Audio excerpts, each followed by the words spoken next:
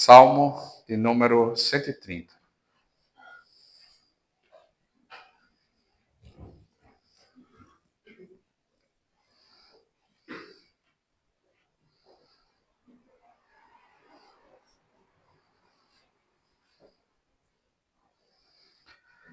Na Bíblia de vocês, se vocês estão usando uma Almeida, revista atualizada, tem um título, pode ser que esteja na sua Bíblia, Das Profundezas Clama ao Senhor. É esse o título? Certo. Esse título ele não faz parte do texto original. Esse título é colocado pelas sociedades internas. Sociedades bíblicas, aliás, sociedade interna. A UPA colocou. Faz parte das sociedades bíblicas. A sociedade bíblica, no caso aqui, é a Sociedade Bíblica do Brasil. Se pegarmos outras versões, às vezes tem outros títulos. Então, esses títulos eles não fazem parte do texto sagrado, do original, né? Você pegar lá, por exemplo, nos Evangelhos, tem também esses títulos em algumas passagens, eles não fazem parte da Bíblia. Eles não são, eles ajudam a mais ou menos qual é o tema da passagem, mas não fazem parte do texto original. Já esse título que tem embaixo, talvez na sua Bíblia esteja escrito Cântico de Romagem. Às vezes, Cântico de Degraus, Cântico de Peregrinação. Esse título faz parte da Bíblia. Então, nas Bíblias, esses títulos que estão com a letrinha itálico, com a letrinha mais deitada, eles fazem parte do original. Às vezes, esses títulos trazem assim, Salmo de Davi, Salmo de Salomão, tem um Salmo de Salomão, Salmo de Moisés. Às vezes traz o contexto do Salmo, Salmo de Davi quando estava fugindo do seu filho Absalão. Abra aí, só para você ver, o Salmo 3.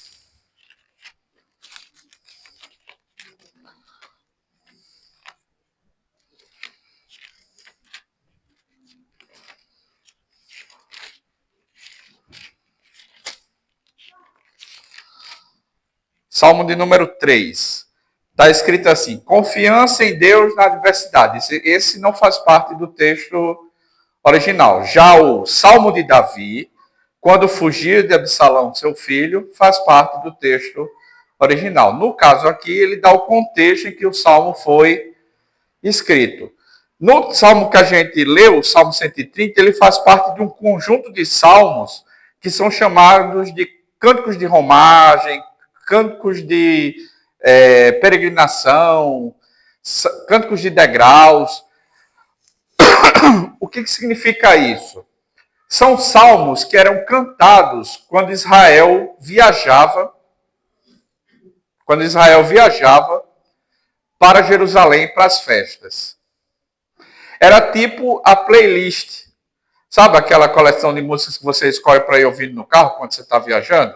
É mais ou menos isso. Eram as músicas que eles iam cantando quando eles viajavam para Jerusalém. Na festa da Páscoa, na festa dos tabernáculos, ou na festa de Pentecostes. Então, eles iam cantando essas músicas. Então, os salmos de romagem são salmos que lembram algumas verdades que Israel tinha que se lembrar quando estava se aproximando do culto. Esse é o contexto, então, desses salmos. E uma das mensagens que eles tinham que ter na cabeça, uma das ideias que eles tinham que ter na cabeça, é de que eles precisavam de perdão. E esse salmo que nós vamos ler trata disso.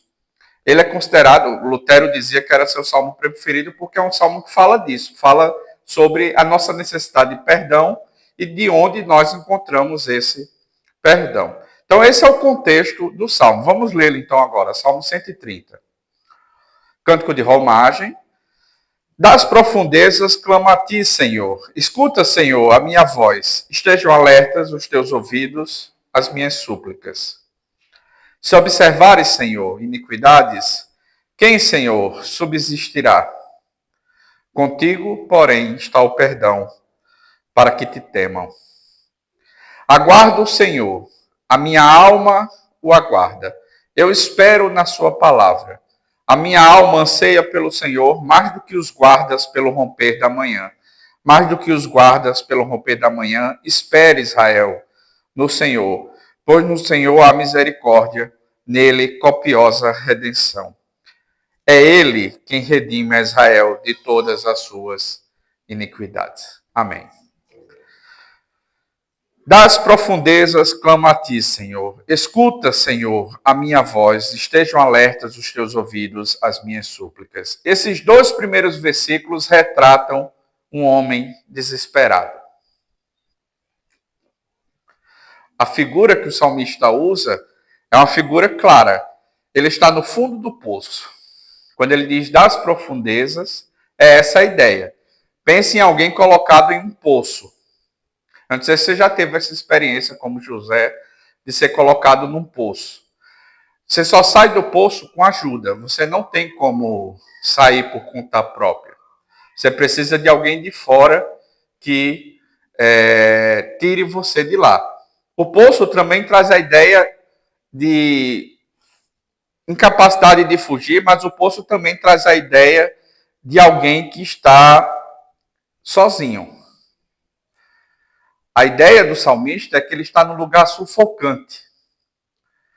Lugar escuro, apertado, sufocante e sozinho, sem ter como sair dessa situação. É essa a ideia que o Salmo traz quando começa dizendo: das profundezas, Senhor, eu clamo a ti. Não é de graça que a expressão depressão ela é usada para falar de alguém que está em estado, às vezes, de desespero. A gente diz que alguém chegou ao fundo do poço. É a mesma figura que o salmista está usando. É alguém que está numa situação muito complicada e que não tem como sair dela sozinho. Das profundezas clamo a ti. Escuta, Senhor, a minha voz. Estejam alertas os teus ouvidos às minhas súplicas. O Salmo traz a ideia de que o salmista está sozinho e nem Deus está ouvindo as suas orações.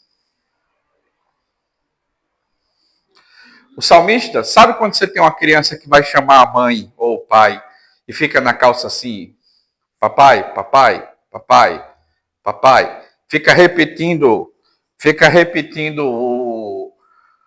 o nome, o vocativo no caso, né? Pai, mãe, mãe, mãe, mãe, mãe, mãe. Quando é que a criança faz isso? Quando a mãe não está ouvindo. Quando não está dando atenção. E aí ela fica repetindo, mãe, mãe, mãe, mãe. É o que o salmista está fazendo aqui. Senhor, Senhor, Senhor. Escuta, Senhor. Escuta, Senhor. Ouça, Senhor, o meu clamor. Esteja atento os teus ouvidos às minhas súplicas. Por que o salmista está insistindo? Porque a sensação que ele tem é que Deus não está ouvindo. O salmista, então, está no fundo do poço, sozinho, numa situação sufocante. E a sensação que ele tem é que Deus não está ouvindo. E quantas vezes na vida da gente a gente não se encontra numa situação assim? Talvez não tão desesperadora quanto a do salmista, mas em situações difíceis, que a gente tem essa sensação que chegou ao fundo do poço, que eu estou no meu limite. Quando a gente às vezes tem a sensação que nem Deus está ouvindo a nossa oração. Que a gente ora e parece que Ele não está ouvindo. Eu imagino que todo mundo já experimentou essa sensação de se sentir sozinho, desesperado, sem ter o que fazer. E é assim que o Salmo começa. Ele é um salmo de peregrinação, mas é também faz parte de um outro grupo de salmos, chamado Salmos de Lamento, em que o salmista derrama seu coração diante de Deus. Ele coloca todo o seu sofrimento diante de Deus. E é o que o salmista está fazendo. O salmista é muito sincero diante de Deus. A sensação, quando ele fica insistindo para que Deus o ouça, quando ele diz que está no fundo do poço, é que Deus não está ouvindo. É isso que ele sente. E o salmista, então, diz isso a Deus. A gente não sabe qual é a situação do salmista aqui. Em alguns contextos, a gente sabe a situação do salmista. Por exemplo, o Salmo 3, que a gente deu uma olhadinha rápida, está lá o contexto. Davi está sendo perseguido pelo seu próprio filho. O Salmo 51, que a gente leu, Aquilo é um salmo de confissão, aquele é um salmo de confissão. Davi está arrependido por causa do seu pecado com Batseba. Alguns salmos dão a ideia de uma doença. O salmista parece que está doente, está no leito de morte. Às vezes não está no título, mas está pelas figuras que o salmista usa, você percebe que ele está numa situação de doença, ou dos inimigos, de guerra. Ele fala dos inimigos que estão cercando ele, que Deus precisa ajudar. Então, os salmos dão um contexto, muitas vezes. Muitas vezes a gente consegue, pela leitura do texto, saber do que se trata o problema do salmista. Os 2 primeiros versículos não nos dão o contexto, só mostram como o salmista está se sentindo. Mas os versículos 3 e 4 nos dão o contexto do porquê que o salmista está tão angustiado. É o pecado. O salmista, então, nos versículos 1 e 2, descreve seu sofrimento, e nos versículos 3 e 4 ele fala de pecado. Não é que ele está mudando de assunto. Ele está meio que confessando, está dizendo qual é o seu problema. Se observares, Senhor, iniquidades, quem, Senhor, subsistirá? Contigo, porém, está o perdão para que te temam. Aqui o salmista, então, reconhece que ele é um pecador igual a todos os outros pecadores. Paulo diz em Romanos que não há um... Aliás, citando o Antigo Testamento, que não há um justo nenhum sequer, porque todos pecaram e carecem da glória de Deus. Uma das grandes dificuldades que Jesus Cristo tinha com os fariseus é que os fariseus achavam que não precisavam de perdão. Achavam que eram santos suficientemente santos, para não precisar de perdão. E às vezes a gente tem gente na igreja assim, que acha que não precisa de perdão. Acha que, não, eu dou o dízimo, eu vou à igreja, eu nunca matei ninguém, nunca roubei o que é dos outros, nunca traí minha esposa, e acha que por isso nunca pecou. Ou que pecou pouco, não precisa tanto assim de salvação. Tem gente que precisa mais. Quando a mensagem bíblica é que todos nós precisamos. E é o que diz o versículo 3. Se o Senhor levar em conta os pecados, vai sobrar quem? É isso que diz o versículo 3. Se o Senhor levar em conta os pecados, não sobra ninguém. Quem vai poder ficar diante de Deus e dizer, eu sou justo? Ninguém. Absolutamente ninguém. A gente às vezes pensa, não, mas fulano é uma boa pessoa. Basta uma pessoa morrer que a gente sempre acha que a pessoa está no céu porque ela é uma boa pessoa. E a mensagem bíblica é, ninguém vai poder chegar diante de Deus e alegar que não precisava de salvação, não precisava de perdão. Porque se Deus levar em conta os pecados, não sobra ninguém. Essa é a mensagem clara do versículo 3. Então ele constata, todos são pecadores e precisam de um Salvador. Precisam de perdão.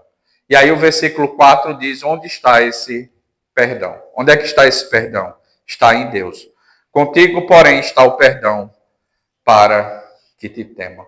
No 13 ele constata a condição de todo ser humano. Todo ser humano é um pecador. No 4 ele constata que em Deus há misericórdia, em Deus há graça, em Deus há perdão.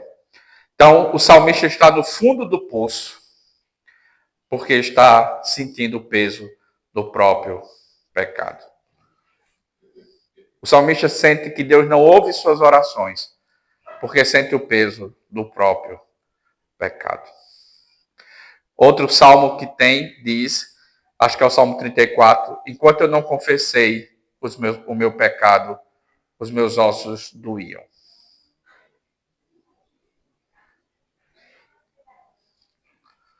Você já passou por essa situação de se sentir culpado a ponto de se sentir o corpo todo dolorido?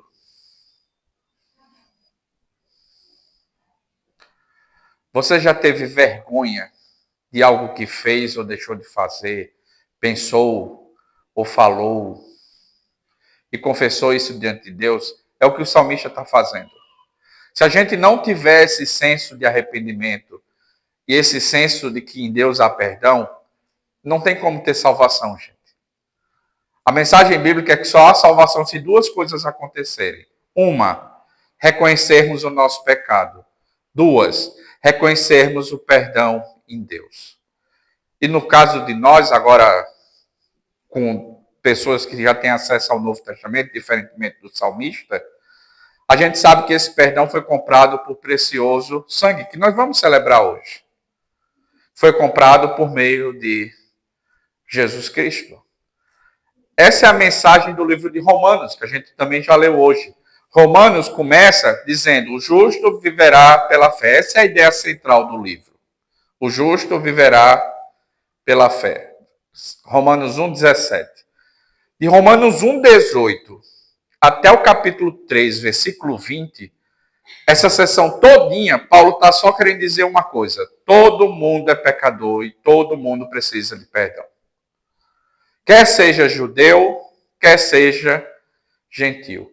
Os gentios não podem dizer: eu não sabia. Sabia, porque a criação revela o Criador. E no coração de cada ser humano há uma consciência de que ele é um pecador. De que existem coisas certas e erradas e que nem sempre a gente consegue viver de acordo com aquilo que a gente mesmo acha certo e errado.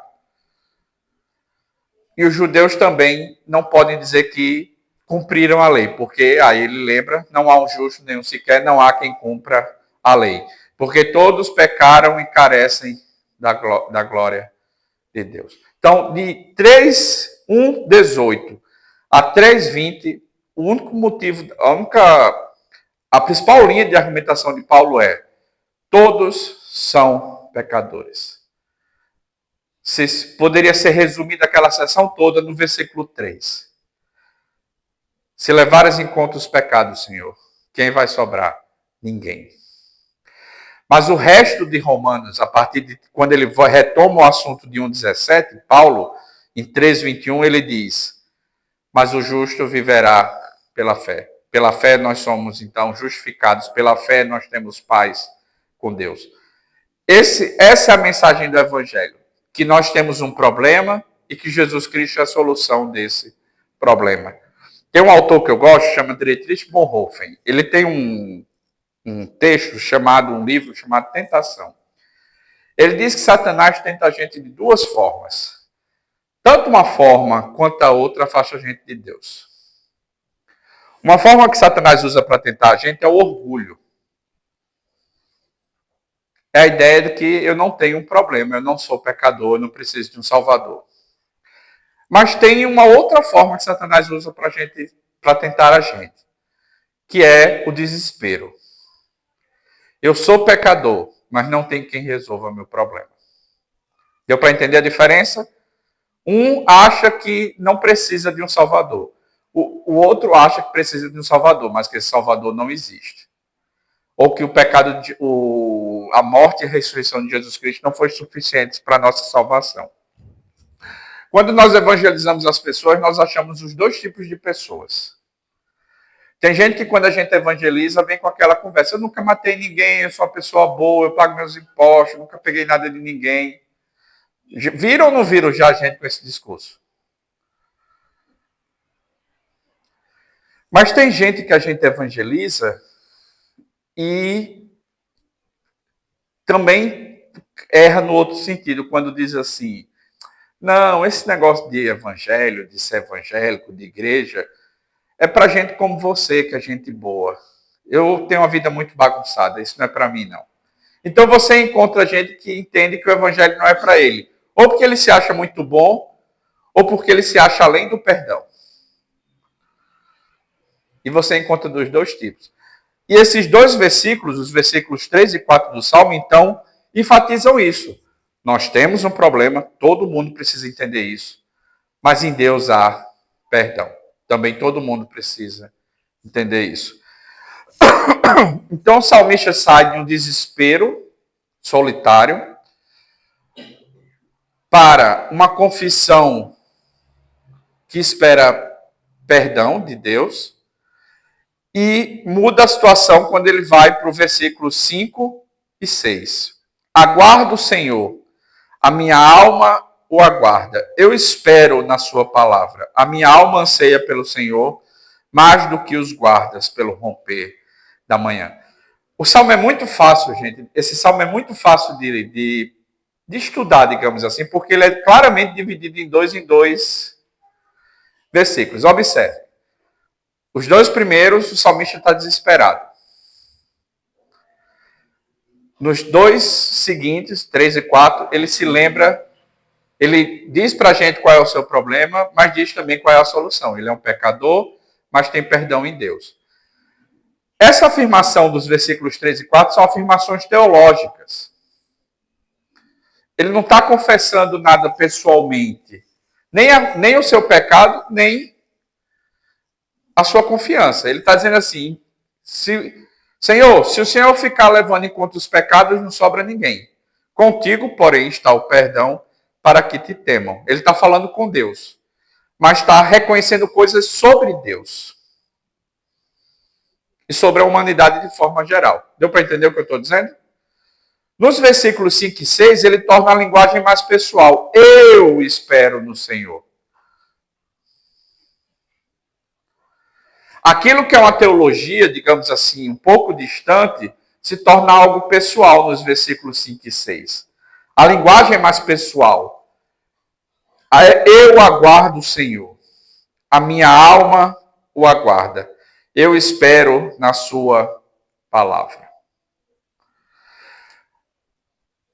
Aqui tem uma coisa que é muito interessante, porque o salmista, ele vem... Uma outra dica de leitura dos Salmos, do Antigo Testamento de forma geral, mas ajuda nos Salmos. Olha aí o versículo 3. Se observares, Senhor aí está com todas as letras maiúsculas, não é? Não é isso? Se observares, Senhor, iniquidades, quem Senhor? Esse Senhor só está o S maiúsculo. São duas palavras diferentes no hebraico. Sempre que aparecer Senhor com todas as letras maiúsculas, a palavra no hebraico é Yahvé. Sempre que aparecer Senhor só com S maiúsculo, a palavra no hebraico é Adonai. Ou, geralmente, Elohim. Mas, geralmente, aliás, Adonai é a palavra que aparece. Adonai. Elohim é Deus, geralmente, a tradução. O que é que significa isso? Significa muita coisa, gente. E a gente, às vezes, perde detalhes do texto quando não percebe isso. Adonai significa Senhor de forma geral. Adonai podia ser usado de uma mulher para seu marido, meu Senhor. Estão entendendo? Reconhece a grandeza de Deus. É isso que significa. Mas quando aparece Senhor com todas as letras maiúsculas, Deus está sendo chamado pelo seu nome pessoal. Esse é o nome quando Moisés pergunta, Deus aparece a Moisés na sarça ardente e diz, eu vou libertar meu povo do Egito. Aí Moisés diz, rapaz, lá no Egito, tem uma coisa que tem, é Deus. Quando perguntaram o seu nome, eu digo qual? Aí Deus responde, eu sou o que sou. Assim eu serei chamado. O eu sou. Esse é o nome pessoal de Deus, que aí faz um jogo de palavras com Yahvé. Quando Deus, então, é lembrado pelo seu nome pessoal, ele está sendo lembrado como aquele que fez uma aliança com Abraão, com Isaac e com Jacó. É aquele que tirou o povo do Egito e guardou eles por 40 anos. É aquele que deu a terra prometida. É o Deus que nunca abandona seu povo. Entendem isso que eu estou falando? Vou dar um exemplo prático. Minha esposa, eu gosto que ela me chame de meu amor, gatinho, coisas assim. Quando ela me chama de Flávio, tem alguma coisa errada.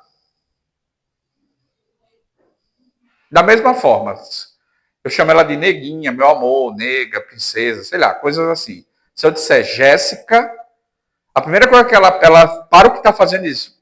Por que você está me chamando de Jéssica? Por que você está me chamando de Jéssica? Eu fiz alguma coisa? Está chateado? A forma como a gente chama as pessoas interfere na forma como as pessoas entendem o nosso humor. Ou o que é que a gente está querendo lembrar dessas pessoas. Talvez você não tenha, você chame sua esposa de querida, ou talvez não tenha, chame ela pelo nome. Mas isso é só um exemplo simples de como a forma como a gente chama mostra o que é que a gente está pensando da pessoa. Mostra ou não mostra? Mostra. A forma como a gente chama as pessoas. Eu sou pastor, né? As pessoas geralmente me chamam de reverendo ou me chamam de pastor. Eu já convivi com pessoas que não gostavam de mim, mesmo sendo pastor normal. Tem gente que não gosta de pastor às vezes. Eu sabia quando a pessoa queria mostrar que não me considerava um pastor, quando ela me chamava pelo meu nome. Não estou dizendo que sempre que a pessoa me chama pelo nome é isso, não é esse o ponto. Mas quando a pessoa tinha dificuldade de me chamar por pastor, me chamar de reverendo, eu sabia que ela estava querendo dizer alguma coisa quando ela me chamava pelo nome. Assim como eu sou professor, eu não permito que um aluno me chame pelo meu nome em sala de aula. Não, eu sou professor. Porque a forma como a gente chama as pessoas reflete alguma coisa. Reflete ou não reflete, gente? Quando então o salmista, outro texto bíblico, chama Senhor, Yahvé, ele está com todas as letras maiúsculas, ele está chamando Deus na intimidade de um servo que sabe que Deus cumpre suas promessas. Entendeu a profundidade? Então, às vezes, você vai ter salmos que o salmista está se sentindo distante de Deus, ele só vai chamar Adonai.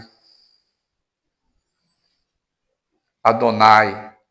Porque ele não ousa chamar Deus nem pelo nome Yahvé. Mas quando ele está confiante no Deus da aliança, aquele que nunca abandonou, prometeu nunca abandonar, ele enche a boca, digamos assim, ou enche a pena aqui, para escrever Yahvé, aquele que prometeu estar com Israel todo o tempo. Então, quando o salmista diz, eu aguardo por Yahvé, eu aguardo o Senhor, eu aguardo o grande eu sou. Eu aguardo aquele que é o Deus de Abraão, de Isaque e de Jacó, e que nunca me abandona. A minha alma o aguarda. Eu espero na sua palavra. Aqui tem outro detalhe que eu gosto muito nesse texto. Uma das características da poesia hebraica é dizer a mesma coisa de forma diferente. De formas diferentes. Às vezes invertendo a ideia. Por exemplo, quando diz assim, a mulher sábia edifica a sua casa, mas a insensata a destrói. Então ele vai fazer um contraste entre a mulher sábia e a mulher insensata. Lembram de provérbios? Vários provérbios assim, fazendo um contraste. O caminho, Salmo 1, porque o caminho do justo, porque Deus conhece o caminho do justo, mas o caminho do ímpio perecerá. Só que às vezes o salmista diz a mesma coisa de formas diferentes, com algumas nuances, mas de formas diferentes. Aqui é um exemplo disso. Quando ele diz assim no versículo 5, aguardo o Senhor, a minha alma o aguarda, eu espero na sua palavra. O que é que ele está dizendo? Eu espero, eu aguardo. Só que ele faz uma coisa bem interessante. Ele relaciona como se fosse a mesma coisa, aguardar Yahvé e aguardar na sua palavra. Ele coloca como uma espécie de correlação entre aguardar no Senhor e aguardar na sua palavra. Porque a palavra do Senhor é fiel. Quando ele promete, ele cumpre. E a gente conhece Yahvé por meio da sua auto-revelação na palavra dos profetas, mas principalmente para nós, na palavra que foi escrita, que foi registrada. E o salmista diz, eu aguardo no Senhor. Quando ele diz, eu aguardo na sua palavra, ele está dizendo a mesma coisa. Porque a gente só conhece a Deus por meio da palavra. Nós só conhecemos a Deus por meio da palavra. Nós somos um povo de um livro. Nós somos o povo de um livro. Muita gente tenta negar isso, colocando, não, mas a principal coisa da fé cristã é um relacionamento. É um relacionamento. Mas esse relacionamento é construído a partir da leitura de um livro. A fé vem pelo ouvir e ouvir a palavra de Deus. E a gente ouve essa palavra vindo da onde? Do livro. A gente precisa escolher, se a gente nós somos um povo do livro e um povo de um relacionamento. Mas o nosso relacionamento é com Jesus Cristo. Jesus Cristo é uma pessoa. Sim, mas a única forma de conhecer essa pessoa é por meio do livro. Ele mesmo disse isso. No final do Evangelho de Lucas, por 2 vezes ele diz, vocês não creem na ressurreição porque vocês não acreditam no que está escrito nos profetas. Cristo é a palavra encarnada, Cristo é a palavra, o verbo que se fez carne e habitou entre nós, cheio de graça e de verdade, mas nós só conhecemos esse Cristo por meio da palavra escrita. Toda vez que eu vejo alguém falando, mas nós somos um povo de um relacionamento, a palavra viva, Jesus Cristo, é mais importante. É mais importante. Mas em nenhum momento ele autorizou a gente a conhecê-lo sem ser por meio da palavra escrita, por meio das Escrituras. O salmista então diz, a minha alma anseia pelo Senhor mais do que o guarda pelo romper da manhã. Ele faz então de novo uma metáfora. Para falar da intensidade do quanto ele anseia, de quanto ele espera em Deus. Ele diz primeiro que espera em Deus, no Deus da aliança, que ele espera na sua palavra, mas agora ele passa a explicar o quanto ele espera. E aí ele usa uma figura de linguagem, uma metáfora, ele faz uma comparação. Eu não servi às Forças Armadas. Eu não sei como é ficar de sentinela. Passar a noite acordado, segurando um fuzil, sozinho, numa sentinela, longe, assim. Eu não tive essa experiência. Mas não é difícil de imaginar essa experiência. Claro, quem vivenciou sabe com mais intensidade como é. Mas mesmo que você não tenha servido Forças Armadas, você consegue imaginar como deve ser, como a gente fica esperando amanhecer quando serve nas Forças Armadas, no caso aqui, como sentinela. Eu tenho uma experiência parecida. Quando eu era criança, meu pai e minha mãe estão até aqui hoje, quando eu era criança, a gente não tinha carro lá em casa. Eu era uma criança normal, ou seja, só adoecia de madrugada. Porque a criança só fica doente, o horário da criança adoecer é de madrugada, ou não é assim? Como a gente não tinha carro, não tinha como ir para o médico. Então, o que é que a gente fazia? Esperava amanhecer. Que aí ia ter ônibus para a gente ir para o hospital.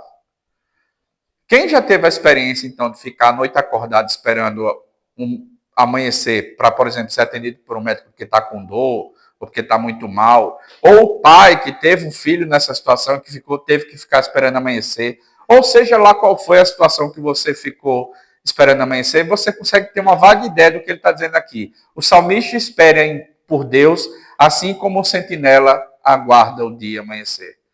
Agora, essa figura ela é muito interessante, porque por mais que demore, uma coisa que a gente pode ter certeza é que amanhã vai chegar, né? Daí a beleza do texto bíblico que diz, o choro pode durar uma noite toda, mas a alegria vem pela manhã. Por quê? Porque amanhã é algo certo. O amanhecer é algo certo. Todo dia está aí, você queira, não queira, o sol está aí aparecendo, dando o ar, aparecendo, aquecendo nossas manhãs. Então, o salmista espera em Deus como algo certo, como amanhecer, e ele espera muito, ele está muito ansioso para que isso aconteça. Então, nós vimos que o salmista está se sentindo sozinho no fundo do poço, desesperado. Vimos que ele confessa, meio que deixa claro para nós que o problema dele é o pecado. mas além de reconhecer que todo ser humano é um pecador, ele reconhece que há perdão em Deus.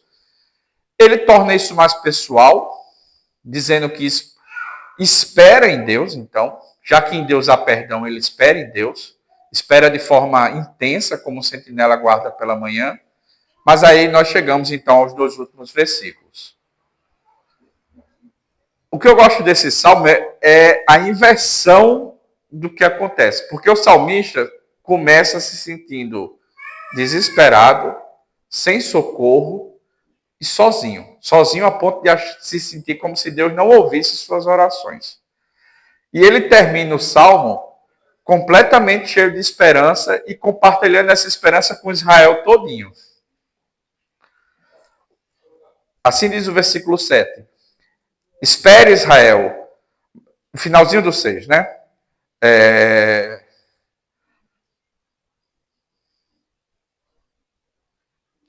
Finalzinho do 6. Mais do que o guarda pelo romper da manhã, espere, Israel, no Senhor, pois no Senhor há misericórdia, nele copiosa redenção. Então, o salmista está dizendo assim, gente, assim como eu espero no Senhor com a ansiedade de um guarda que espera amanhecer, eu convido vocês a esperarem em Deus do mesmo jeito. Aquele que estava desesperado e sozinho, agora está em grupo e compartilhando a sua esperança. E quantas vezes Deus não faz isso com a gente? A gente se sente sozinho, se sente fracassado, se sente como se Deus não ouvisse nossas orações, mas Deus transforma a nossa vida a ponto da gente poder compartilhar essa alegria com outras pessoas. E é isso que aconteceu com o salmista. É exatamente isso que aconteceu com o salmista. O salmista, então, convida Israel, o povo da aliança, o povo que tem Yahvé como Deus, a confiar nele. Por quê? Porque em Yahvé a misericórdia, em Yahvé a copiosa redenção. 2 palavras aqui importantes: misericórdia e redenção. Misericórdia na Bíblia é o amor leal de Deus, é o amor da aliança, é o amor que nunca abandona. Quando a Bíblia, então, fala da misericórdia de Deus, a gente usa misericórdia, às vezes, no sentido de se compadecer pela dor do outro. Ah, eu tive misericórdia de fulano, porque me compadeci dele. Mas na Bíblia, misericórdia não tem esse sentido. Misericórdia, a ideia é o amor leal de Deus. A NVI traduz misericórdia, recebe, como amor leal, o amor que nunca abandona.